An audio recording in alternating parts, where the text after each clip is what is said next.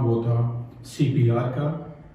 First of all तो आपको पता होना चाहिए कि CPR क्या होता है, ये कब किया जाता है, कौन कौन से ऐसे विक्टिम हैं जिन पर हम CPR को इम्प्लीमेंट कर सकते हैं। CPR करने के लिए आपको कितने कंप्रेशंस देने हैं, कितने ब्रीथ देने हैं, आपने पेशेंट के पास जाकर बैठना किस तरह से है, आपने सबसे पहले क्या लाइन इख्तियार करना है, आपने एम्बुलेंस सर्विस को कॉल किस तरह से कर रही है। तो ये कुछ स्टेप्स हैं CPR के। सबसे पहले जिस तरह आपको बताया गया है कि डेंजर आपने चेक करना है। जब आप सीन असेसमेंट में गए हैं, आप वहां पे जाके आपने डेंजर चेक किया, राइट लेफ्ट ऊपर नीचे कोई भी खतरनाक चीज वहां पे जो आपको नजर आ रही है। जिस तरह से मैंने आपको बताया, अगर आप फॉल फ्रॉम हाइट का पेशेंट है तो हो सकता है कि ऊपर से कोई स्टोन, कोई पत्थर या कोई ईंट वगैरह ऊपर से गिर सकती है। इसके अलावा वो इलेक्ट्रिक शॉक का पेशेंट है तो हो सकता है वो किसी बिजली की तार वहां पड़ी हुई हो। इसके अलावा हो सकता है कि वो स्नेक बाइट का पेशेंट हो, यानी कुछ भी हो सकता है। सबसे पहले आपने जाके डेंजर चेक करना। डेंजर चेक करने के बाद नेक्स्ट जो हमारा है वो क्या है, रिस्पॉन्स। हमने उसका रिस्पॉन्स लेना है। रिस्पॉन्स लेने का हम आपको बता देते हैं कि रिस्पॉन्स किस तरह से लिया जाता है। रिस्पॉन्स लेने के 3 तरीके हैं जिसमें हम पेशेंट को चेक करते हैं कि पेशेंट जो है वो या हमारा विक्टिम जो है वो कॉन्शियस है, सेमी कॉन्शियस है या अनकॉन्शियस है। कॉन्शियस यानी होश हवास में है, बातचीत कर रहा है आपके साथ, आपके सवालों के जवाब दे रहा है।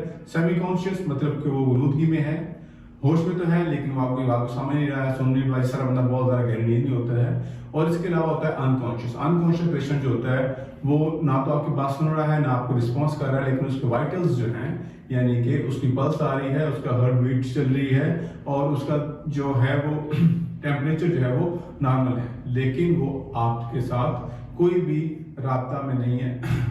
लेकिन वो कोई भी आपकी बात को समझ रहा है, ना आपको सुन रहा है। ये 3 तरीके हैं कॉन्शियस लेवल के।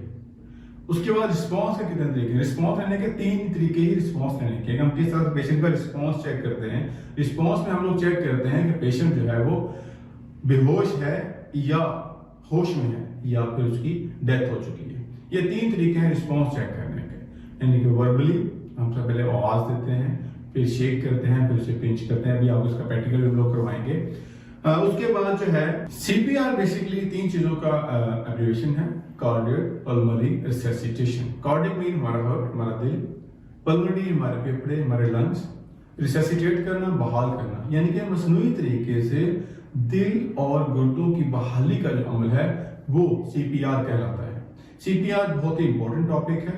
उसकी वजह यह है कि हम एक डेड पेशेंट को जो क्लिनिकल डेथ में चला गया है उसको वापस जिंदा करने की कोशिश कर रहे हैं। CPR में बहुत सारी कॉम्प्लिकेशन भी आ सकती हैं। ये कोई इतना ही आसान नहीं होता है, इसमें बहुत सारे आपको मसाइल का सामना करना पड़ सकता है। और आपको ये भी बता दूं कि जो रिकवरी चांसेस हैं वो सिर्फ 5 से 10% होते हैं CPR से। लेकिन अगर एक अच्छा CPR किया जाए और अर्ली एक्सेस की जाए और अर्ली जो है वो हॉस्पिटल में एडवांस केयर दी जाए तो पेशेंट के बचने के चांस बहुत ज्यादा होते हैं। सबसे पहले तो आपको क्लियर कर दिया जाए कि क्लिनिकल डेथ और बायोलॉजिकल डेथ क्या होती है।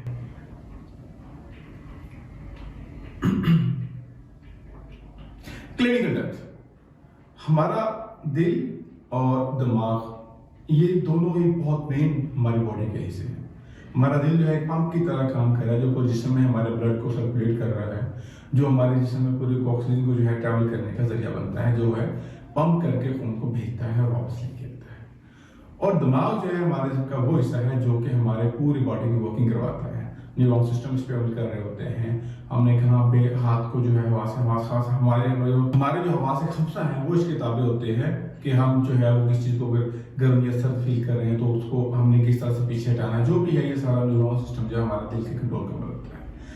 क्लिनिकल डेथ में ये होता है कि इंसान जो है उसकी हार्ट अटैक हुआ है या कोई ट्रॉमा इंसिडेंट का पेशेंट है या वो कोई फॉर्मल का पेशेंट है, अगर उसको हम लोग जाके चेक करते हैं, हम देखते उसकी पल्स भी नहीं आ रही है, उसका दिल भी नहीं धड़क रहा है और वो सांस भी नहीं ले रहा है और उसे अभी गिरे हुए या उस एक्सीडेंट को या उस हार्ट अटैक को अभी सिर्फ 5 से 7 मिनट या 3 से 4 मिनट हुए हैं, तो इट्स मीन कि पर्सन इन क्लिनिकल डेथ, यानी कि उसका दिल और दिमाग ने दिल और उसके यानी कि उसके दिल ने और उसके लंग्स ने काम करना छोड़ दिया है और पेशेंट जो है वो क्लिनिकल डेथ में चला गया है। हम उसके जब ये एक सिंपल सी एग्जांपल है, जब किसी पर्सन की पल्स नहीं आ रही, उसका हार्ट बीट नहीं चल रही, तो वो डेथ के लिए हो सकता है। बायोलॉजिकल डेथ क्या होती है? क्लिनिकल डेथ में जो पेशेंट होता है उसके दिल और फेफड़े जो हैं वो तो डेड हो जाते हैं, लेकिन हमारा दिमाग जो है उसके न्यूरॉन्स हैं, उसके जो सेल्स हैं वो जिंदा होते हैं। तो उन जिंदा सेल्स को डेड होने को जो है वो 7 से या 6 से 10 मिनट का वक्त मजीद दरकार होता है, हमारा दिल फेलियर होने के बाद और हमारे फेफड़ों के फेलियर होने के बाद भी। यानी कि स्टिल हमारे पास 6 से 10 मिनट हैं। अगर हम मसनूई तरीके से दिल को पंप कर सकते हैं तो वो दिल जो है ऑक्सीजन और ब्लड सर्कुलेशन दोबारा करेगा और वो हमारे ब्रेन को दोबारा से जिंदा कर सकता है। हमारी लाइफ में बहुत सारे एग्जाम्पल हैं इसकी। कुछ बहुत सारे लोग जो क्लिनिकल डेथ में चले गए हैं, लेकिन उनका दिमाग जो है वो फिर भी काम कर रहा था। उनको मसनूई मशीनरीज के जरिए या जो है वो मसनूई ऑटोमेटिक डिफिब्रिलेटर्स के जरिए या उनको मसनूई बैग के जरिए उनको जो है वो सप्लाई ऑक्सीजन की दी जाती थी और उनका हार्ट जो है वो मसनूई तरीके से पंप करा जाता था, जिसकी वजह से वो जिंदा रहते थे। जो लोग जिसको हम लोग कॉमा में चले जाने का कहते हैं। तो ये डिफरेंस है क्लिनिकल डेथ का और बायोलॉजिकल डेथ का।